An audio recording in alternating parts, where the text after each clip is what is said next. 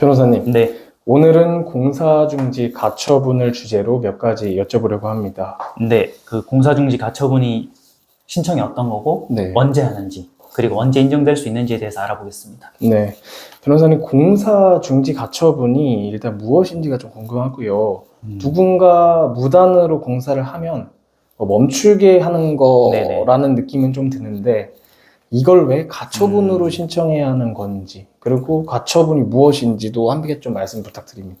가처분이란 건 이제 임시 가짜를 쓰는 거니까, 네. 시급할 때 빨리 막아버리는 거거든요. 아. 그래서 모든 종류의 가처분이 있는데, 그 법원의 결정을 빠르게 받아서 상대방의 어떤 행동을 락을 걸어버리는 거예요. 아. 근데 공사중지 가처분이란 건 말 그대로 공사를 하는 사람에 대해서 네. 법원에 신청을 해가지고 그 공사를 중지시키는 결정문을 판사한테 받는다. 그걸 이제 말하는 거죠. 네. 그러면 구체적으로 어떤 경우에 좀 공사중지 가처분 신청을 많이 하나요? 여러 가지가 있는데 실무상 두 가지 경우가 좀 많은데요. 첫 번째는 이제 우리 집 옆에 누군가 공사를 하는데 네. 이게 공사가 완공되고 나면 우리 집의 일주권이나 주만권이 침해될 게 분명할 때, 그래서 공사를 멈춰달라고 공사중지 가처분을 하는 경우가 있고요. 네. 두 번째는 이제 상가에서 영업하는 임차인이 있는데 건물주가 무단으로 이렇게 막 공사를 하는 경우가 있어요. 네. 내 영업 피해를 받잖아요. 그래서 영업 피해를 방지하기 위해서 공사중지 가처분을 하는 경우가 있어요. 크게 보면 두 가지인데, 첫 번째는 공사 자체는 합법적인 경우가 많아요. 근데 다만 이제 그 환경적인 피해 때문에 옆집 사람이 이제 제기하는 거죠. 근데 두 번째 경우는 불법적인 경우가 많아요. 실제 사업자 등록을 하고 영업을 잘 하고 있는데 무단으로 이제 공사해버리는 건물주들이 있거든요. 그래서 그런 차이가 있는데 실무상 두 가지 경우가 좀 많다. 이렇게 알고 계시면 되는 거죠. 네. 그러면 공사중지 가처분 신청을 이제 막상 하려고 하면 네네네. 어디서 어떻게 해야 되는 건가요? 그 법원에다가 공사중지 가처분 신청서를 올리는데요. 네. 신청서에 이제 크게 보면 두 가지가 필요한데, 일단 남의 공사를 멈추려면 내가 권리가 있어야 되잖아요. 네. 그래서 구체적으로 내가 어떤 상황이고 내가 나한테 어떤 권리가 있는지 그거를 밝혀야 되고, 두 번째는 왜 이게 이렇게 시급하게 필요한지, 공사라는 게 왜 완공을 시키면 안 되고 네. 지금 당장 중지시켜야 되는지가 중요한데, 어떻게 보면 두 번째가 더 중요해요. 그래서 현재 공사가 어디까지 진행됐냐, 그러니까 예컨대 그 공사가 50% 이상 진행돼 버리면 네. 아무리 억울해도 법원에서 공사를 멈추게 못해요. 그래서 공사 자재를 준비하고 있다든지 초기 단계일 때만 들어가야 되거든요. 네. 그래서 실무에서는 일반적으로 권리가 없는 사람이 신청하지 않기 때문에 권리가 있는 건 당연하고, 거기에 넘어서 공사가 시작되기 전이나 시작된 초반, 이때가 이제 가처분 인정되는 거죠.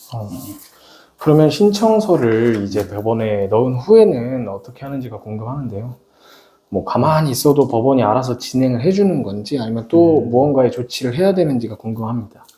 그 가처분 신청서를 넣고 이걸 잘 모르는 사람은 그냥 법원에서 알아서 해주겠지라고 기다리는 사람이 있거든요. 근데 법원은 우리가 얼마나 급한지 몰라요. 네. 그래서 신청서를 내고 그 기일 지정 신청을 같이 해야 돼요. 그러니까 이제 신문 기일 지정 신청이라고, 네. 이 신청서를 내고 바로 신문 기일 지정 신청을 해야 날짜를 빨리 잡아달라는 걸 판사가 알 수 있거든요. 그러면 이 사람은 급한가 보다. 그리고 신문기일 지정 신청서를 낼 때 몇 월 며칠까지 되지 않으면 의미가 없다. 어차피 공사 올라가 버리니까. 그러니까는 신청서를 냄과 동시에 신문기일 지정 신청서를 해야 되고요. 그렇게 하지 않으면 그냥 법원도 하나의 공무원이기 때문에 자기들의 프로세스대로 날짜를 잡거든요. 그게 안 되게끔 신청서 플러스 신문기일 지정 신청서를 꼭 같이 내야 된다. 늦어도 골조공사가 이루어지기 전까지는 무조건 결과를 받아야 되기 때문에 바로 내는 게 좋죠. 그러면은 제출을 했을 때 이제 어떤 경우에 공사중지 가처분이 인정이 될 수 있는 건가요? 일단은 본인한테 권리가 있어야 된다고 제가 말씀드렸는데, 그걸 이제 피보전 권리라고 하거든요.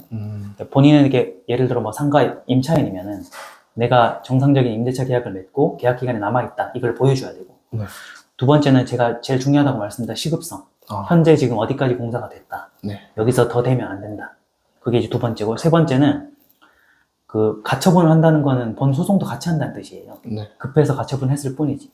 본소송 6개월, 1년이 걸릴 수 있기 때문에 본소송이 끝났을 때 공사가 완료돼 버리면 설령 나중에 내가 소송 이겨도 의미가 없다. 이걸 이제 밝혀야 되는데요.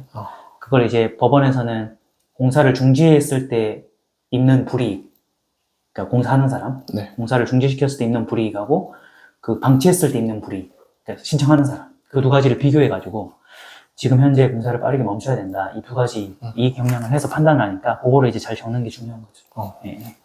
변호사님 말씀을 들어보니까 공사중지 가처분은 약간 시간 싸움이라는 느낌이 많이 듭니다.